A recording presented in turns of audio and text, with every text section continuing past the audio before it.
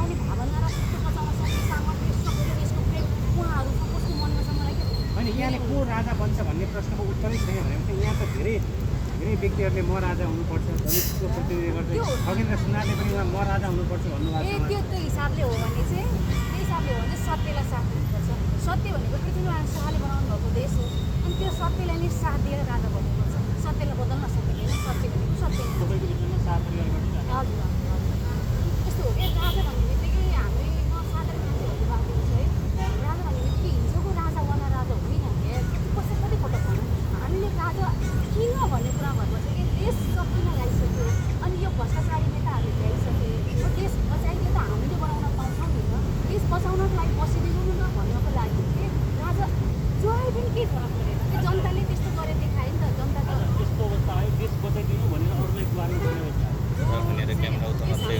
राजामा पनि नबस्ने भयो बचाइदिनुहोस् हामी जनता बनाउने हो भन्नको लागि बचाइदिनुहोस् भन्नको लागि अनि त्यसको लागि जनताले गएर बचाएको फरक पर्दैन नि भन्नु त तर जनताले चाहिँ बचाएको बचाएन देख्नुभयो नि त यत्रो समयसम्म जनताबाट हुँदैन रहेछ भन्ने कुरा थाहा भइसक्यो नि हामीलाई तर राजै चाहिएन जनताले सबैको थाहा भयो नि त पनि सोध्नु त जनता कि नेता हो जनता बढी नेता भयो चाहिँ हर्क साम्पाकले मै राजा हुनुपर्छ भन्नुहुन्छ यहाँ त सबैले आफ्नो तरिकाले म राजा बन्छु भन्ने यस्तो छ व्यक्तिलाई चाहिँ सबैभन्दा पहिला मबाट निस्किनुपर्छ क्या म चाहिँ मबाट निस्केर त्यसको लागि आएको हो उहाँ चाहिँ ममै अडिरहनु भएको छ म राजा चाहिँ ममै आउँदैन त्यसै नरहे म कहाँ राजा हुने क्या अनि सत्यलाई स्वीकार बदलेर म राजा हुन्छ अहमता हो एक हुनुभएको यो देशप्रेम होइन त्यो देशप्रेम भएको मान्छेले राजै बन्नुपर्छ भन्ने छैन साधारण मान्छेहरू पनि सेवा गर्न सकिन्छ राजा म बन्छु भने किन बन्छु कुरा किनभने बचाउनु भनेको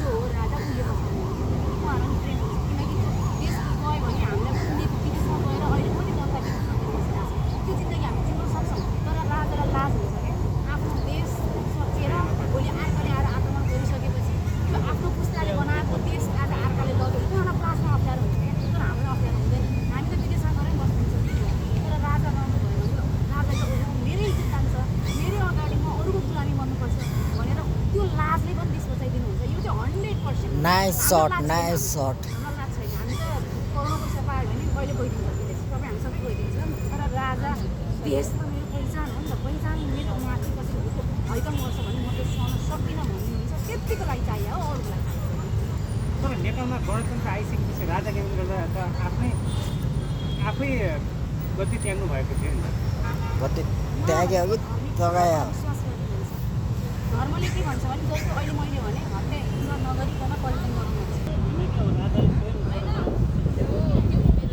राजा स्वयं नै हामी गर्नुभन्दा पहिला हामी अब सरकारसँग लड्नुभन्दा पहिला हजुर नै अब आउनुपर्छ किन भन्दाखेरि हजुरलाई हालेको भनेको हिजोको जनताले हो आजको जनताले होइन आजको जनताले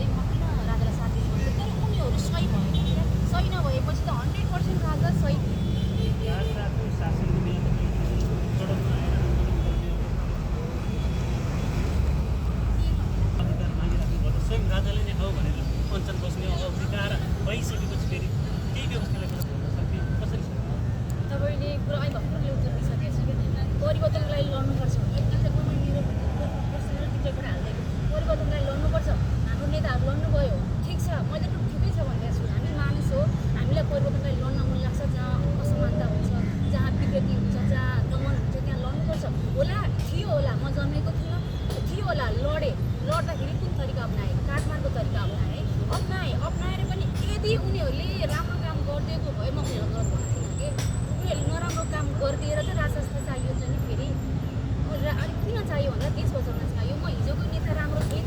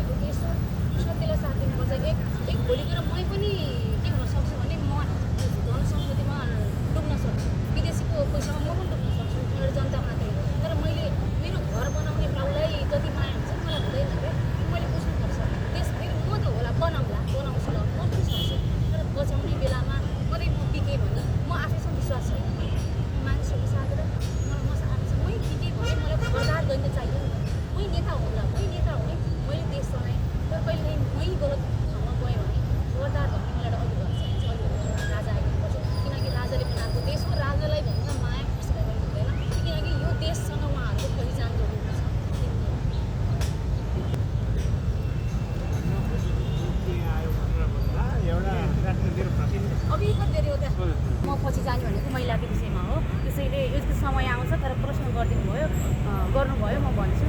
यो के पर्सेन्टको बस भन्नुभएको थियो तपाईँले कि मसँग एकरा छु कि मेरो स्वास्थ्यकरण भन्ने कुरा उठाउनु भएको थियो किनेर कसले तपाईँलाई प्रश्न राखेको थियो? मलाई होइन, यो मलाई होइन, यो मैले चाहिँ ममा सुन्न आएको र मैले प्रमाण पाएको देखेको र समाजको यथार्थलाई भनिदिएको हो।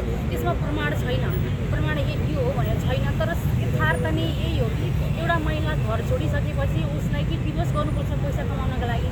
पैसा भएन भने बाहिर पुरुषमा जोडिनुपर्छ। सर मलाई काम आइदिनु भन्यो भने उसले कामको बदलामा उसको शरीर नै माग्छ। त्यो शरीर मागेका महिलाहरूले मलाई भनेका छन्। त्यो दिनदेखि म राजनीतिमा जानुपर्छ भनेर आगो एकापट्टिको थियो, देशको प्रेम एकापट्टिको थियो। अनि सुरुवात चाहिँ मैले महिलाको विषयबाट गरेँ, तर अवस्थाले मेरो देश बचाऊ भनेको छ, देशमा आएको। अब यहाँले देश बचाउ भन्नुभएको छ, धर्म संस्कार संस्कृति आँसिरहेछ, मानिसहरू विकृतिको बाटो अँगालिरहेछन् भन्नुभएको छ होइन। अब पछिल्लो परिवेशलाई हेर्दाखेरि भर्खरै मात्र काठमाडौँ महानगरपालिकाका नगर प्रमुखले एउटा अश्लील स्ट्याटस देख्नुभयो, त्यसको पनि चर्चा आयो। त्यो विषयमा तपाईँको धारणा के छ?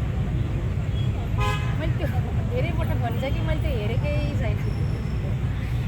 2-3जनाले भन्नुभएको थियो, पत्रकार सोध्नु भएको थियो, मैले त्यो स्ट्याटसै हेरेको छैन। म मोबाइलै चलाउँदिनँ, सबै होइन, सबैलाई मुख छाड्नु भएको छ उहाँले होइन, तर डिलिट गरिसक्नुभयो। अमेरिकादेखि लिएर चाइना, एमाले, माओवादी सबैलाई मुख छाड्नु भएको छ। एउटा मेयरले त्यस्तो बोल्न मिल्छ जस्तो लाग्छ तपाईँलाई?